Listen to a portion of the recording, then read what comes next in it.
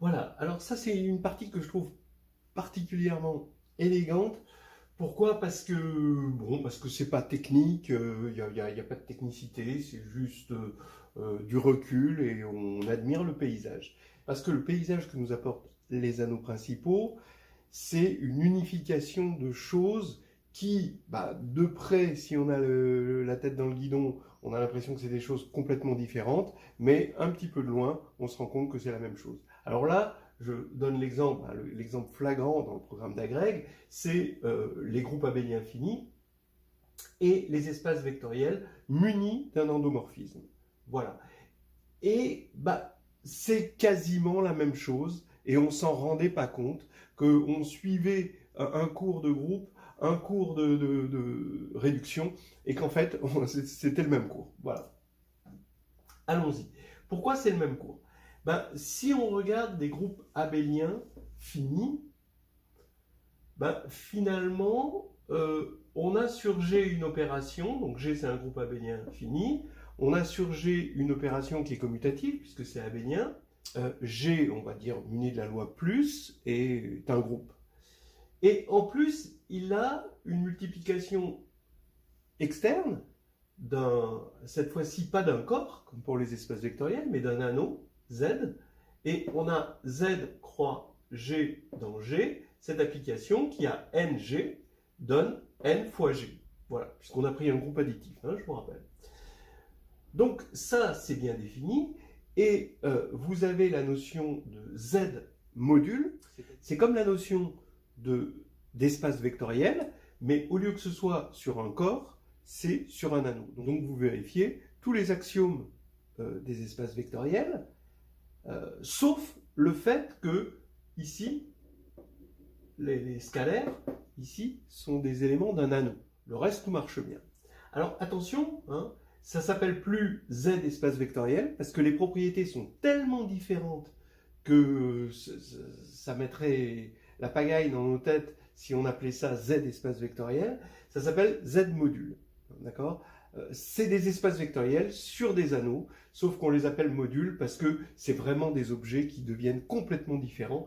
L'inversibilité permet la base incomplète et la base incomplète ouvre un champ énorme.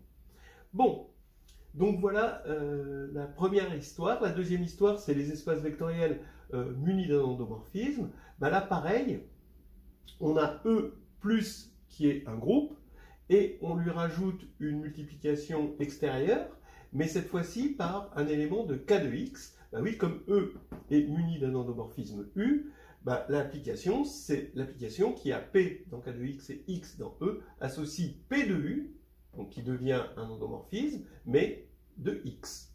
Voilà. Pareil, on vérifie tous les axiomes des espaces vectoriels, sauf que ici, c'est pas un corps, c'est un anneau. Voilà. Mais la chose la plus importante, c'est que c'est un anneau principal. Et donc, ça va unifier les deux théories. Allons-y pour l'unification. Et ici, ce sont des propriétés qu'on connaît bien dans les groupes finis. Là, c'est dans les groupes abéliens finis, plus particulièrement. Donc il y en a qui sont partagés avec les groupes finis, mais je prends les groupes abéliens. Ça, c'est quand même important que ce soit abélien pour qu'il y ait une structure de Z module. Et là, espace vectoriel muni d'un endomorphisme. Voilà. Alors, regardez, qu'est-ce que c'est que l'ordre d'un élément? L'ordre d'un élément, ça va être le générateur dans Z de l'idéal des éléments n tels que ng égale 0. Donc ça va bien être un idéal de Z, donc il va posséder un anneau principal, etc. Et ça va être l'ordre. Si on fait la même chose avec P de U de X égale 0 et on regarde les P, on l'a vu tout à l'heure, c'est un idéal toujours principal engendré par ce qu'on appelle le polynôme minimal local. Donc déjà, on a une analogie ordre d'un élément, polynôme minimal local. Maintenant, qu'est-ce que c'est que l'exposant du groupe? L'exposant du groupe, ça va être le minimal qui va tout annuler, d'accord? Donc ça va être le PPCM des ordres des éléments du groupe. Et ici, quand on prend le PPCM des polynômes minimaux locaux, bah, on tombe sur, évidemment, le polynôme minimal, celui qui va aussi tout annuler, d'accord? Qui va annuler tout le monde. Donc on globalise le x, c'est P de U, qui vaut 0 en tant qu'endomorphisme. Et là, c'est l'exposant qui vaut 0 en tant qu'application sur G. Bon, dans un groupe abélien fini, vous allez avoir des sous-groupes cycliques. Ils vont être importants après dans le théorème de structure. Ces sous-groupes cycliques, comme on les voit, eh ben, c'est des sous-groupes engendrés par un élément A. Et ils sont isomorphes à, on va dire, Z sur NZ.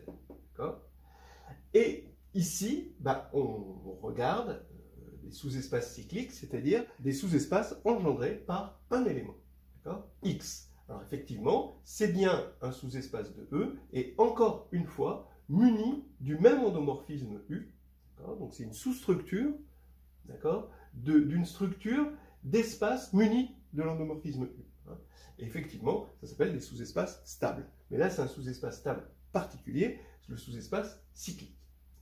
C'est lui qui, entre parenthèses, fait naître, quand on prend une base bien adaptée, la matrice compagnon du polynôme minimal local en X. Bien. Maintenant, alors là, ça devient un petit peu plus audacieux. On part donc d'un sous-groupe cyclique. L'exposant du sous-groupe cyclique, c'est l'ordre de A.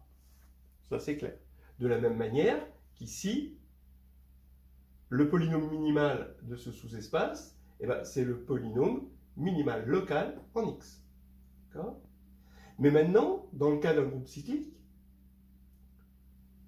c'est aussi l'ordre. Donc, dans le cas d'un groupe cyclique, l'exposant et le cardinal, c'est exactement la même chose.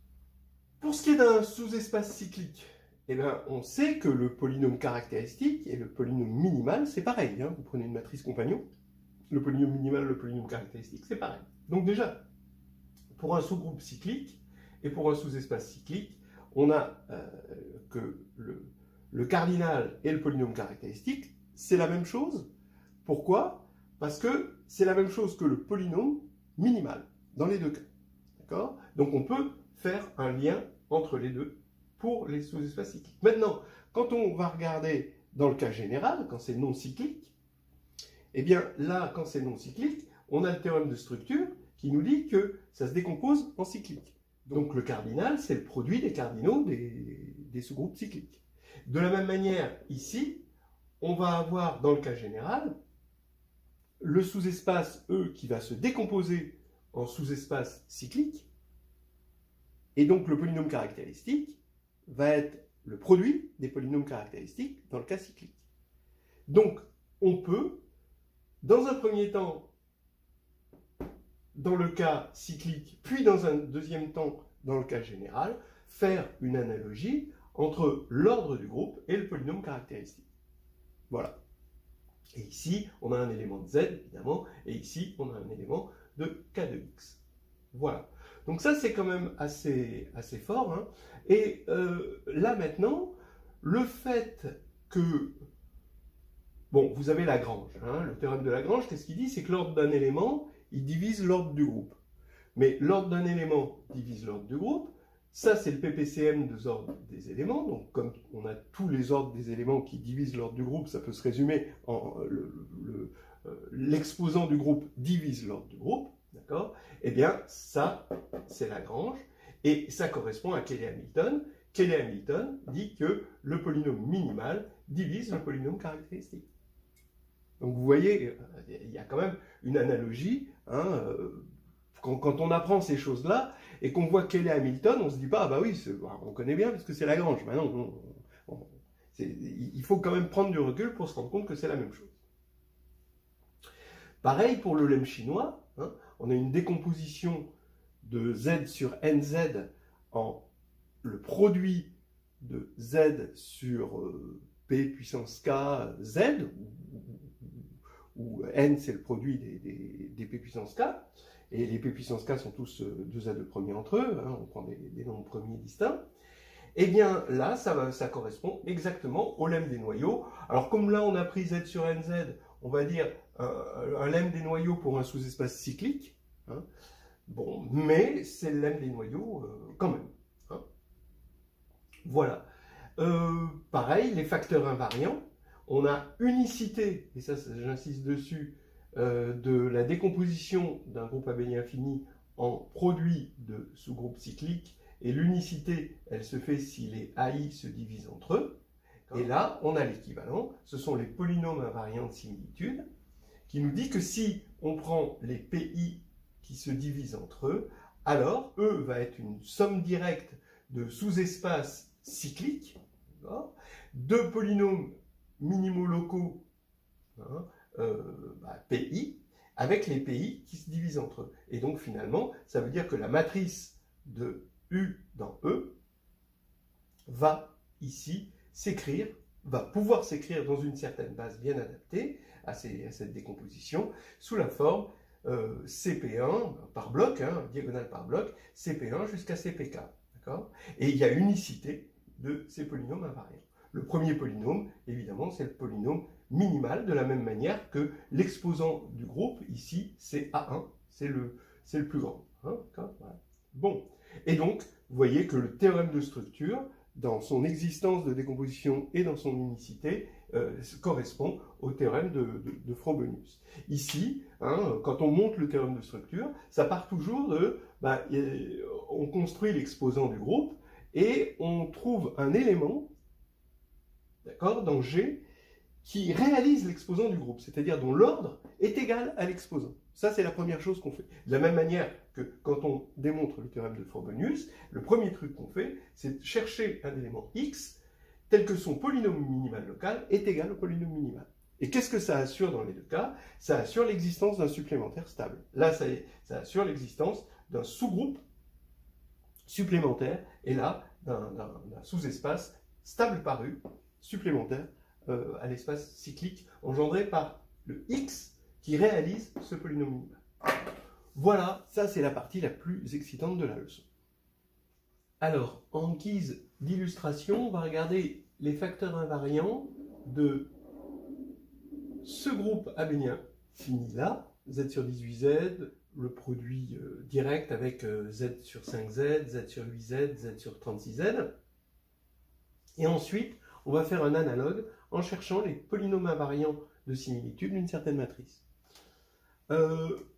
Donc, pour trouver les facteurs invariants de ça, eh ben, c'est le brisé rassemblé. Hein. Alors, on brise, donc 18 c'est 3 au carré fois 2, 5 ben, ça reste 5, 8 c'est 2 au cube, 36 c'est 3 au carré fois 2 au carré. Donc, qu'est-ce qui nous permet de briser? Là, on a brisé au niveau des nombres, mais au niveau des groupes, ce qui nous permet de briser, c'est le lemme chinois, évidemment. Hein. Donc, ça va faire, par exemple, z sur, c'est isomorphe, à z sur 3 au carré z, produit direct avec z sur 2z. Bon. OK. Et maintenant, on rassemble. On re-rassemble avec le lemme chinois encore une fois. Alors, qu'est-ce qu'on va rassembler? On va rassembler des éléments qui sont premiers entre eux, mais étant donné qu'on veut qu'ils se divisent tous successivement, un peu comme les frères Dalton, eh ben, on va prendre les plus grands, on va rassembler les plus grands d'abord. Donc, 3 au carré, ça va être le plus grand. Bon, là, égalité avec lui, donc je souligne. 5 apparaît, c'est le plus grand exposant, et 2, là où il est le plus grand, c'est quand il est au cube ici. Donc ça, on va rassembler ces trois-là. Ça va faire, encore une fois, par le lemme chinois, z sur 2 au cube z, croix z sur 3 au carré z, croix z sur 5z, et 2 au cube fois 3 au carré fois 5, ça fait 360, donc on a un z sur 360z. Maintenant, qu'est-ce qui reste? Il reste les seconds. Les seconds, on va avoir 2 au carré, 3 au carré. Voilà, c'est tout. Et donc ça va faire z sur 36z. Et maintenant, qu'est-ce qui reste? Il reste encore le dernier, le petit dernier, 2. Et voilà, on a obtenu par cette technique forcément des éléments qui vont être les facteurs invariants par unicité des facteurs invariants. À partir du moment où ils se divisent entre eux, comme ça. Ok. Maintenant, on fait pareil avec les polynômes invariants. Hein. Donc on a une matrice, et vous voyez donc le lien. Ici, le 3 au carré. Alors là, on a déjà fait le brisé, ici, à ce niveau-là. Pour aller un peu plus vite, je vous épargne le brisé. On va juste faire le rassemblé. Mais le rassemblé, c'est un brisé à l'envers, donc ça va. Regardez, ici, correspond à ça. C'est-à-dire que je prends le bloc de Jordan, j'appelle Jn de lambda. Bah, lambda, c'est les valeurs propres. D'accord? Et ici, je mets le bloc, donc ça c'est un bloc NN, hein, d'accord? Et ici, avec que des 1. C'est ce qu'on appelle le bloc principal de Jordan, de taille N, et pour la valeur propre, lambda. Alors, les lambda, bah, c'est les valeurs propres, donc ça correspond aux ordres. Hein. Donc ici, je vais appeler J1 de 2, J2 de 3, ici, hein, d'accord, qui correspond à 2, puissance 1, et 3 à la puissance 2, d'accord. Ensuite, J1 de 5, J3 de 2, et J2 de 2, et J2 de 3. Voilà donc ma matrice, hein, avec cette convention-là. Donc maintenant, bah, je vais faire pareil, je vais faire un rassemblé. Alors qu'est-ce que c'est un rassemblé? Bah, c'est le lemme des noyaux qui me dit que si je regarde par exemple le sous-espace, hein, donc qui va correspondre à, bah, on va dire ça, les plus grands, hein, lui et lui. Voilà. Donc ce sous-espace-là, le sous-espace qui est ici, qui est stable, hein, engendré par les éléments de la base qui sont là. Bon, alors ce sous-espace, d'accord, je dis que bon, cette matrice est semblable à la matrice CP1, où P1, c'est le polynôme x2, x-2 au cube, fois x-3 au carré, fois x-5. Alors pourquoi? Parce que si je pars de là, je sais que le polynôme minimal, c'est justement P1, hein, quand on prend un espace muni d'un endomorphisme qui a pour matrice cette matrice compagnon, eh bien son polynôme minimal c'est P1, donc je vais pouvoir décomposer par le lemme des noyaux. Le lemme des noyaux va me donner des sous-espaces stables, par exemple là ici, dont le polynôme minimal est x-2 au cube. D'accord? Donc je sais que j'ai ce bloc-là. De la même manière, je sais que j'ai ce bloc-là, et je sais que j'ai ce bloc-là. Et étant donné que je ne vais pas avoir d'autres blocs, puisque le polynôme caractéristique, c'est P1, et là j'ai déjà mon polynôme caractéristique complet.